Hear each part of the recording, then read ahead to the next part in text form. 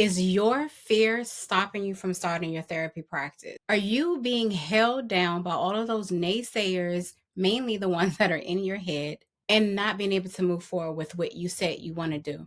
If this is you, stay tuned because we're going to get into a little bit about what you need to do in order to fight this fear. So, the real truth is that a lot of times our fears that we encounter, specifically when it's time for us to make some movement, take some action in our private practice, is related to the past. And when I say related to the past, I don't really mean anything that has to do with our business, but sometimes those things, especially if you know about this trauma, things that we've experienced in our families, things that we've experienced through peers and relationships in the past, they find its way even in our private practice. As a matter of fact, this is not something that's specifically for people that are in private practice. So we're not just talking about mental health therapists. This is for people that are trying to start a business, but they feel stagnant. Yes, this is you if you've been coming up with all these different ideas and plans and strategies on how to open up this practice, but yet for some reason you still can't get started. You are dealing with fear from your past to be exact. So, what do we need to do? We need to crush those fears, but a lot of it has to do with our mind. And to be honest, a lot of the things that I'm about to say are things that you probably already know because you are a mental health therapist. You're a social worker, you're a marriage and family therapist, you're a psychiatrist, you're a psychologist. You already know what I'm talking about. But now we're talking about you.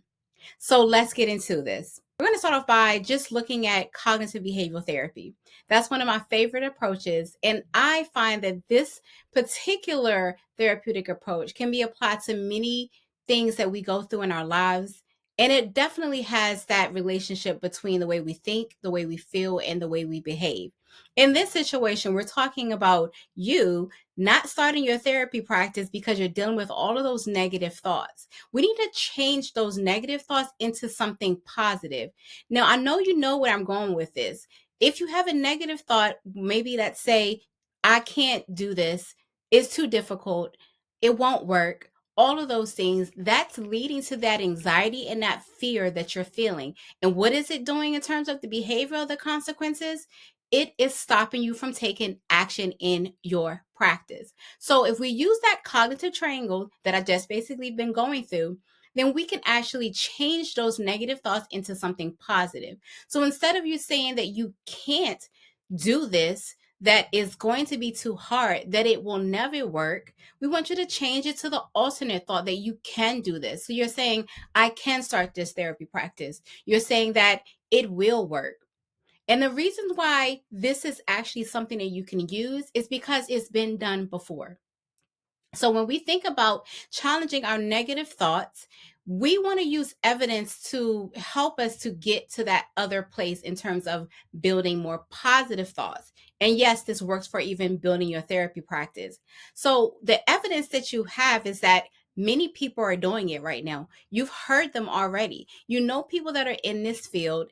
You know people that have been in the field for a long time, and yet they're still alive. They're still working. They're still doing everything that you said that you want to do. So obviously that is proof that you can actually do this.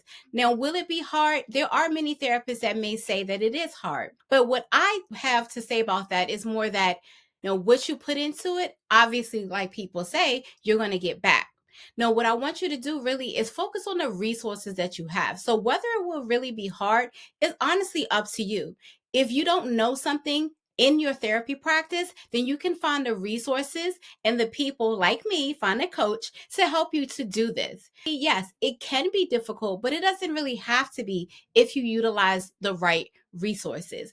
So yes, we can go on and on about this therapy practice that you said that you want to start, but you got to work on changing your mindset.